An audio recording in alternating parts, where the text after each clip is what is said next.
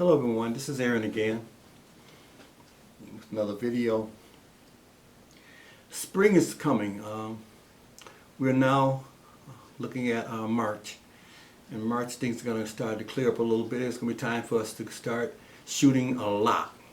We shoot as much as we can over the winter, but in the summer I shoot every day, all my guns, all the time. So it's time for me to pellet up, as I call it. So I just got in my order of pellets in 25 caliber, and of course I have two 25 caliber guns. I have my P15 in 25, and I also have the FX Impact in 25 caliber. So I got 8 tins of pellets here, and whenever I get pellets, the first thing I want to do is I want to wash them, and so to get some of the dust off. Now there are some people out there who've told me that it doesn't matter, they come clean from the factory, and that you really don't need to wash them. I say contrary to that. So I'm going to do two things today. I'm going to wash these pellets, but I'm going to show you the residue that comes from the pellets after I wash them. These supposed clean pellets that people are telling me that don't need washing and don't need lubricating because they're already lubricated at the factory. They may be, and I'm sure that they have it, but they send billions of these things through at a time, and I'm not sure if they're taking the time to wash them as clean as we might want them to be. So with that, it hit me this year. You know, I can't do what I have been doing, which is take 1 tin of pellets, pour it in this skillet, put in a very, very good degreaser, which is this. I find that this Dawn is just perfect for it, to get the grease off, and just the moving around is going to knock off the pellet flakes. And so put it in here, boiling the water so as to help to break the grease up even more. And then swishing this thing around and swishing this thing around and swishing this thing around. And then of course, if you saw my video on how to clean pellets that I did a while back, pouring them into my towel and then doing this up and down to dry them. And if I did a 10 at a time, it would just drive me nuts with this many. And this is only my 25. I got pellets coming from my 22s and from my 177s.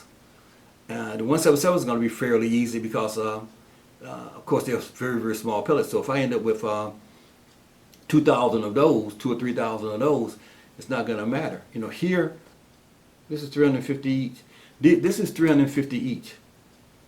So that's 7. So that's 1,500, and this 1,500. This is 3,000 pellets that are sitting in front of me here now, and I'm going to have the same amount for all my guns. So I need a much better way of doing it than the way I used to do it, a 10 at a time. And what would happen is I would watch a couple of tins, go through those, and then be too lazy to watch the rest. Now so I'm shooting dirty pellets. So I thought to myself, what can I do to get all these pellets clean really quickly, and not have to go through that whole process of what I just talked about. So with that, let me show you the solution that I've come up with for washing pellets that may be helpful to you, but at least, or may just be of interest to you. But for me, it works. I've already done some in it to test it, and it works. So let me get up and show you this this new item that I have. Okay, we're back. What I purchased here is a tumbler. Okay, you can use, this is a double tumbler. All I need to do is buy another container for it, and it will actually do 2, but only one came with this. Anyway, now what I'm going to be doing, and this thing here is made of rubber. It's not made of metal, so it's going to be soft on the pellets. But now what I can do is I can take 2 tins of pellets and put them here at a time. I could put more in if I wanted to, but I think 2 is going to be enough. I think 750, especially in this caliber. If I get down to the 22s, I'll probably be able to put 3 times, maybe 4 times as much. When I get down to 177s, I'll probably put all 3,000 in here and take care of it in no time. So I want to just walk you through the process of what I'm doing now to do these pellets. But basically what this thing does, let me just show you, it's going to make a little noise. This thing tumbles, and I can tumble these pellets as long as I want to tumble them.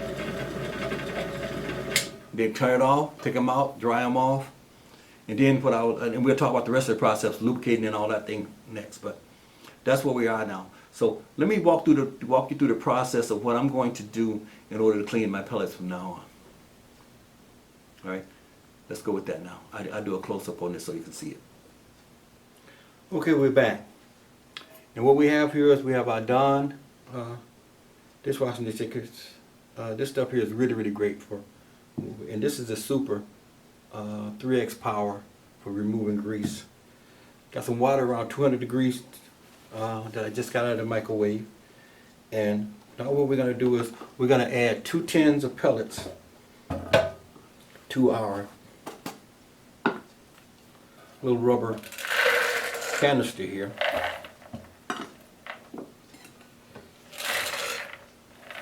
And then with that, we're going to add a little bit of Dawn to just help break up the grease in there. Then we're going to pour in about 8 ounces of water, of hot water. And as you can see, you probably can see that steaming right there. Okay. Then we're going to seal this up.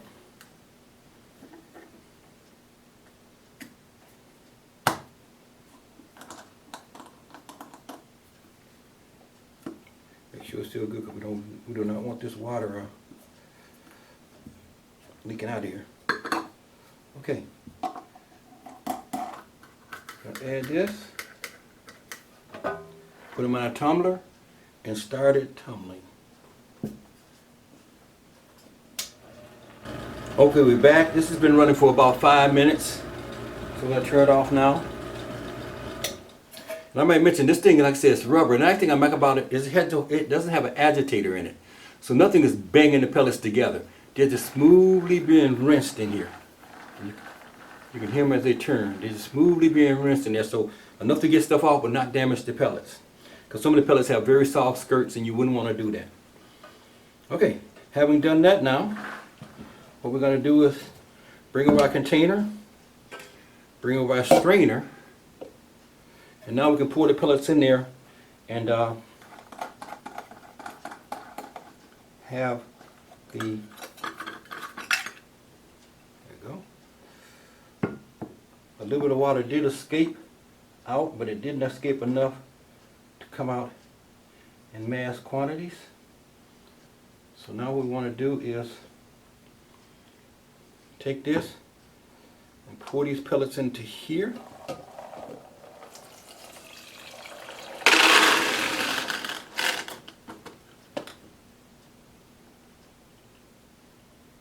And I can see flakes down the bottom of here. I'd like to get out all those flakes if I could, just so you guys can see, for those people who are saying that this doesn't, that you really don't need to do this. Okay. Now, the next step for this would be, once I drained all of this, is to pour a little bit more water through it. The only reason I'm doing this right here now is to try to wash off any excess, try to get all of that pellet flakes down in here, because next what I got to do is go and run this in the water under the sink. Okay, so the next thing, once I take it out of here, I'm going to take it in, run hot water over these under the sink to rinse them off, to get all the soap off of them. Then we go to the next process. So I'm going to the sink and I'll be right back. Okay, we're back from the sink. Now the next step I use in cleaning my pellets is, I got this box here, but really it's really just to hold a t-shirt. Or you can use a towel. A towel would probably work better. I'm going to dump them in here. And by dumping them into your shirt and get them in this fashion, I want to roll this around them so I won't lose any. And once I do that, all I want to do is agitate them back and forth. This does two things. It's going to dry them, and it's going to get off a little bit more of the excess dirt that you'll find on the pellets. Let me move this out of the way so I can show you them better. Okay, you're just going to do this. And you're doing two things. So you're drying the pellets, but at the same time, you're getting a little bit more of the residue off of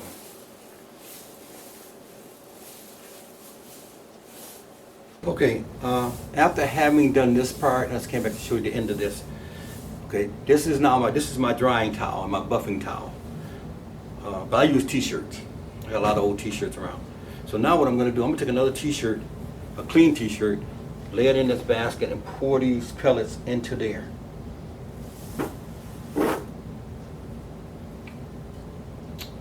Okay, and the reason I've done that, you won't be able to see down in here very well, but I'll show you in just a second, is because at this point now what I want to do is I want to put my I want to put my silicone spray on them. This is the lubricant. So I want to put a healthy coating of those on there. Move them around a little bit.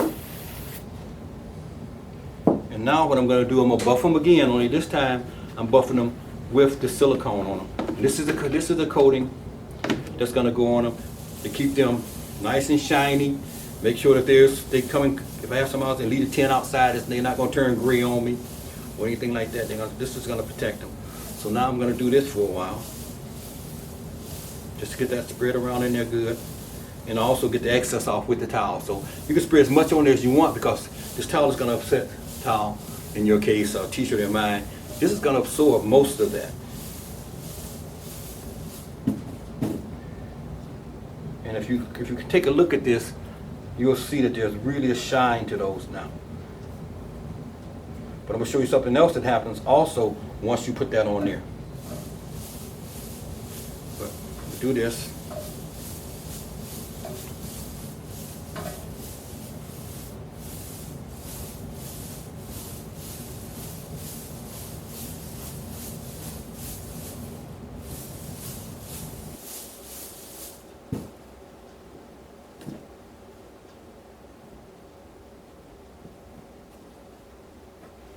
Okay, we put the pellets back into the tin.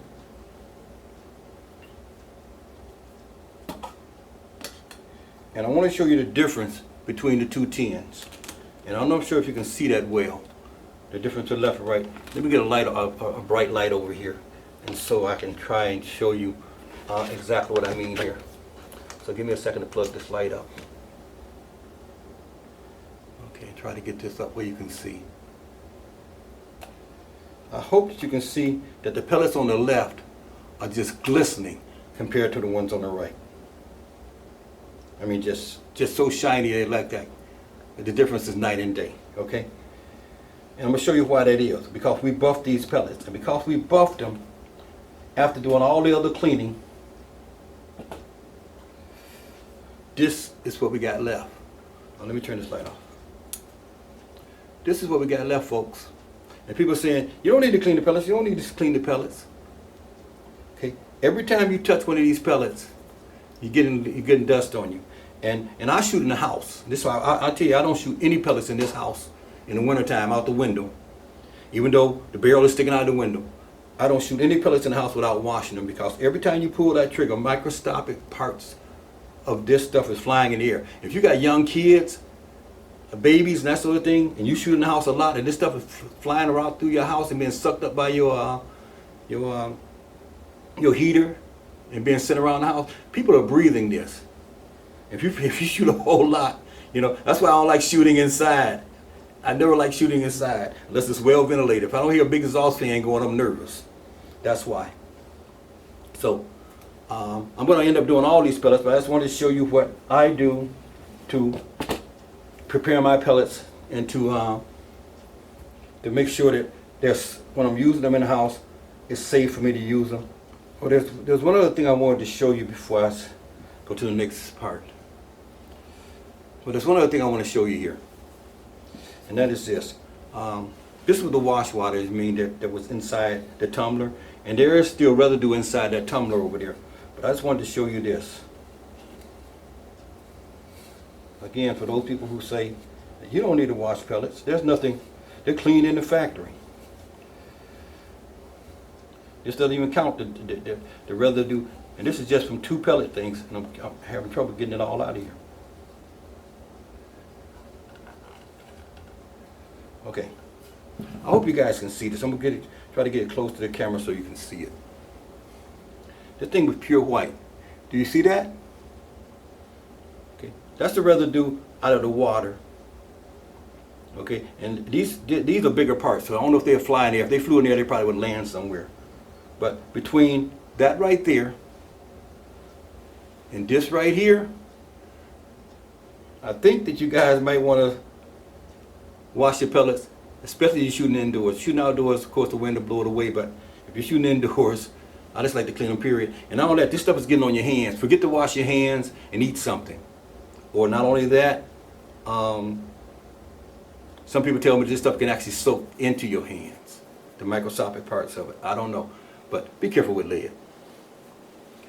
All right, let me show you one other thing that I'm doing to prepare for summer, and we'll close this thing out. Okay, I hope you enjoyed that presentation on pellet cleaning and my new method for doing it. But I do encourage people to clean pellets because lead is a very dangerous thing, especially if you got children around. Be very, very careful with your pellets because I know some situations where kids have chewed on lead. Some of us used to go fishing. Kids would see us putting the lid on, and I don't know what it is about those types of things, but kids will find themselves messing around with it. So don't leave any pellets around the house if you've got a small child. Anyway, moving on. One of the things I face the last couple of years of pesting is I'm lazy. So when I get ready to go pesting, I grab my gun, I fill it to the top, I grab my pellets, and I'm in the car and I'm gone. And I always think to myself, well, this gun's going to get about 80 shots. So I'm not going to have any problem there. I'm not going to shoot that many birds. And I get out there and all of a sudden there's a flock there. And I'm there 4 or 5 hours just shooting and shooting and shooting. And all of a sudden I'm running on fumes. I'm probably, the pellets are probably leaving my little P-15 probably at 600 feet per second. The air is so low in that thing. The regulator has long since stopped operating. And I'm still out there shooting. And one of the reasons I did that was, and made that mistake was, this is what I would have to take with me if I had to take extra tape with me. And I know all I do is carry this out to the car, put it in the trunk, and there we go. But I'm gonna tell you, for me, it's like that's just an extra thing I just don't want to take with me. And besides, I'm not gonna shoot 80 shots, right? Well, this year I got to remedy that because too many times I had to just leave because I was out of air. I wasn't out of birds, I wasn't out of pellets, but I was out of air. And that's a frustrating thing. So this year I said, I still don't want to deal with this. But what I found this year is my nephew, when he bought that shotgun, he wanted to have a quick way of filling it in the field. And so he bought one of these, and that's what I learned from him from. This compared to this. Okay, I can almost throw this in my back pocket. This big thing here, I just don't want to struggle with it. So for me, put it over here. For me, this is the way to go. This thing here holds 4,500 pounds of pressure. It's going to fuel the gun. I'll probably only need to fuel the gun one more time. I'm never going to shoot. I'm never going to stay there long enough to shoot almost 200 rounds. But from there, I can throw this thing in the back, and I got it. And I tell you, I found this on eBay. This thing here still has 3 years left on it, where it can be professionally filled to 4,500. But I found this online for $35. Now I couldn't find this anywhere, and so they had some here local, and they had some coming out of China that was the exact same thing, a lot cheaper. I went ahead and went with the version here because I just wanted to get it. So there's all kind of field probes out there for these paint guns. I ain't gonna try to push this one. This is the one I got. Look up the one you want if you want to go with it. But I tell you, these little bottles here, if you can find them, and especially, if you find them a little old, this one is in perfect condition, doesn't have a scratch on it. Although it's 12 years old. They must have kept it in a bag or something. But anyway, if you can find one of these and you like me, you blow your own things up with your own compressor, be it a Young Hinge or a Mega or whatever, then that doesn't even qualify. Secondly, I'm only going to blow this thing up to probably 3,700 pounds because I just don't want to put that extra 700 pounds in here at the expense of blowing up my compressor too early.